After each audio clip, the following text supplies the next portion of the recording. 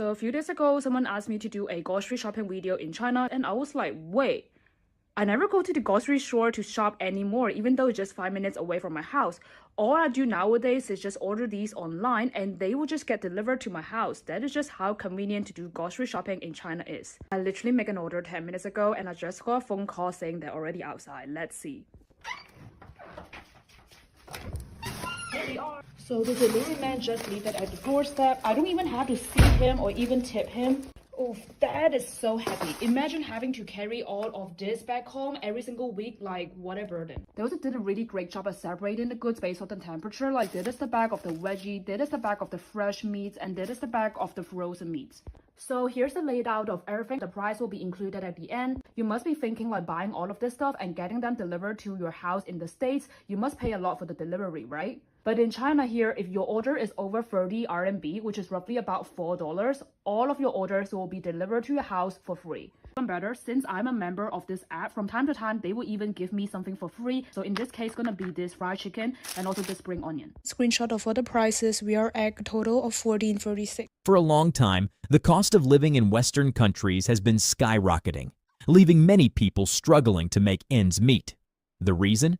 Many essential services, housing, healthcare, education, and even utilities are no longer in the hands of governments. Instead, they're controlled by big corporations, where the bottom line often takes priority over people's well-being. It's like watching a game of Monopoly where one player owns all the properties and the rest of us are just hoping to pass go without going bankrupt. Before we know it, this oligarchic system is creating a stark divide. While some are drowning in bills and stress, others in different parts of the world are worrying far less about the cost of living. It's a paradox that's hard to ignore. And if this sounds familiar, it's because it echoes themes from George Orwell's Animal Farm, a story where equality was promised, but power and profit. Hello, fellas. This is a quick short video showing how our medical. While the West grapples with rising costs and growing inequality, platforms like Rednote are showing us glimpses of alternatives, places where affordability isn't just a dream, but a reality. It's a reminder that the systems we take for granted aren't the only way to live. Maybe it's time to ask, who's really running the farm, and is there a better way to share the harvest? Hey guys, after seeing so many informations exchanged between Chinese and American netizens, one brutal reality becomes clear. That is, ordinary Americans are being exploited and oppressed by capitalists to an extreme degree. We also realize that long-term stereotypes such as Americans are lazy, fragile, and lack resilience are completely false. In fact, Americans have an incredible ability to endure pressure. They work hard, they want to save money, but the cost of living is simply too high, making it nearly impossible to save anything. And what fascinates me the most is how much they can endure. Despite being pushed to such extremes, they haven't flipped the table yet. But after thinking it through, it makes sense. In our history, people only revolt when survival becomes impossible. Meanwhile, their system is designed to keep them just above the water, barely covering their living expenses, with no room to breathe, but just enough to survive. That's why the so-called final straw that breaks the camel's back hasn't arrived yet. But will it in the future? That remains unknown. And in response, many Chinese netizens have been introduced Americans to Chinese historical references and idioms, though I wouldn't dare explain them too clearly. And I hope our American friends will not go searching for them again either. The truth is, no matter how much misinformation is spread, reality cannot be hidden forever.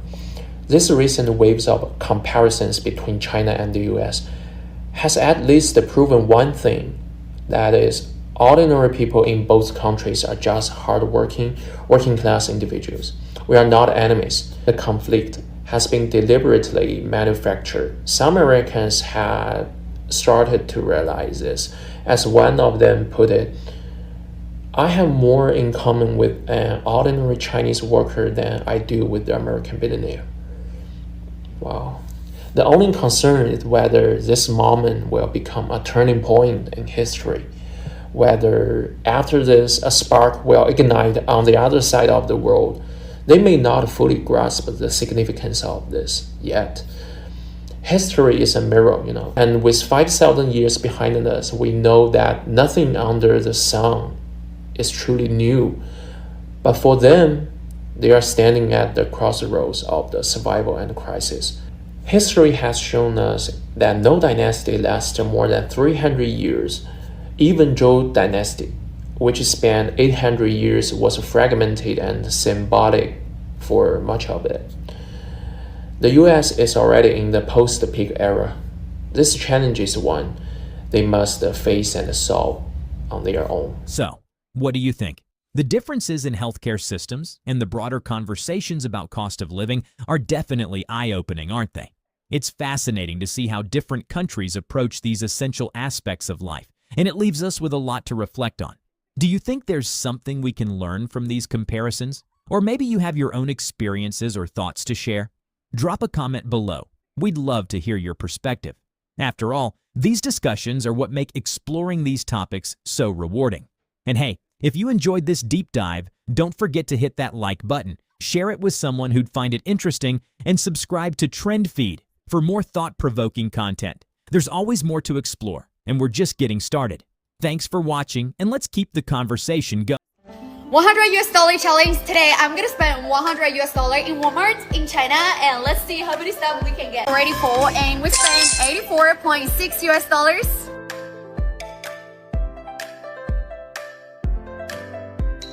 American netizens were shocked to see that someone in China making $2,000 a month can actually save money. But here's the thing. 1 USD doesn't equal 7.3 RMB when it comes to purchasing power. According to purchasing power parity, 1 USD in the United States almost equals to 3.5 RMB in China. For example, in China, a pack of 30 eggs costs 24.5 RMB. According to purchasing power, the price in the United States should be about 7 USD, not $3.35 based on the exchange rate. And recently, I heard that egg prices in the United States have skyrocketed. Some people are literally saying that they can't afford eggs anymore. So while American wages seem high, the cost of living is through the roof. Part 2. How much do you need to live comfortably in both countries? Let's take a look at the salaries needed for a decent life in both China and the United States. For United States, salary for a decent life is like this. If you are single, then it will be like $4,000 to $6,000. But if you are in a family, then it will be like $7,000 to $10,000. And the main expenses are like this. For housing, it will be like $1,500 to $3,000. It depends on the city you actually live. And the food prices like this, and transportation, healthcare, entertainment, and savings. Living costs in big cities like New York or San Francisco are way higher, so you might need more than $6,000 a month. In smaller cities or rural areas, $4,000 a month might be enough. For China, salary for a decent life, if you are single, then you'll be like 8,000 to 15,000 RMB. If you are in a family, then it will be 20,000 to 30,000 yuan a month. The main expenses are like this: housing, food, transportation, healthcare, education, entertainment, savings. In first-tier cities like Beijing, Shanghai, and Shenzhen, living costs are higher, so you might need over 15,000 RMB a month. In second and third-tier cities, 8,000 to 10,000 a month might be enough. Part 3. Why do Chinese wages feel more valuable? So where's the high cost of living in the United States? Housing. Rent in New York starts at $3,000. Healthcare. A visit to the doctor in the United States can bankrupt you. Insurance alone is $300 to $600 a month. Education. College tuition. Think $20,000 to $50,000 per year. And that's not even counting living expenses, shipping or delivery. In China, you get cheap delivery for 5 RMB and takeout for 10 RMB, but in the US, those are considered luxuries. In contrast, China's cost of living is lower, and daily expenses don't hit as hard. What do you think? So stop converting salaries with just exchange rates. Cost of living is what really matters. Between China and the US, which lifestyle works better for you? Wow, what a breakdown. That's Hello Tina, a Chinese Rednote user, serving us a masterclass on why life in China can be so affordable. From housing and groceries to transportation and entertainment, Tina breaks it all down with the precision of a mathematician and the charm of your favorite teacher. Let's just say this explanation doesn't just erase doubts, it obliterates them. If skepticism were a house, Tina just dropped a wrecking ball on it. But here's the twist that makes these discoveries even sweeter. They all started because of the US government's TikTok ban. Remember that? When TikTok got the boot, many of us flocked to Rednote for refuge, thinking it would just be another app to kill time. Little did we know we were stepping into a treasure trove of unfiltered, jaw-dropping insights into life in China. What began as a search for a new platform to share dance videos and memes turned into an unexpected cultural awakening. Rednote became the stage for everyday people in China to share their lives, their budgets, and their realities. No filters, no scripts, just raw and relatable content. And let's be honest, it's been nothing short of fascinating. Who knew that a geopolitical decision would lead to such an unexpected cultural exchange? It's like showing up for a free sample at a grocery store and walking away with a 5-course meal. The TikTok ban may have closed one door, but Rednote kicked open a window to a world many of us never knew we needed to see. So, here's to Hello Tina and the countless others on Rednote who are giving us a front-row seat to their lives. Thanks to them, we're not just learning about the cost of living in China, we're gaining a deeper understanding of a culture that's both different and surprisingly relatable.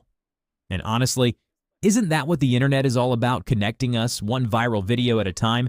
System works. Hello friends, this is Blessy from Chengdu, China. A lot of you asked about what the villages look like in China. Nowadays, the urbanization rate in China has already reached about 66%. So most of us live in urban areas. There are still 1/3 of us are in villages. So today I'm gonna share with you the house of one of our relatives, which is very typical and nice. Ladies and gentlemen, grab a seat and join me as we explore some of the most jaw-dropping Rednote discoveries that have left people rethinking what it means to live affordably. We're diving into a platform that's become a treasure trove of unfiltered, eye-opening content, Rednote. If you haven't heard of it yet, think of it as the backstage pass to real-life stories from China. No scripts, no filters, just raw and relatable experiences. And lately, it's been buzzing with videos showcasing something that's leaving viewers worldwide in awe: the surprisingly low cost of living in many parts of China. From affordable housing and dirt-cheap street food to budget-friendly public transportation, these videos are more than just fascinating. They're sparking conversations about how vastly different life can be depending on where you call home. For many Americans, these glimpses into life in China are equal parts shocking and thought-provoking. How is this possible? What can we learn from these differences? Tissue, $2.90. Beer, $1.6. A carton milk, $1.4. Favorites, instant noodles, $2.1. Potato, $1.90. Fruits coin, $2. $7.7. $1.40 for 12 eggs. Beef steak, $11.40. This is by far the most expensive one. Clean, $1.40.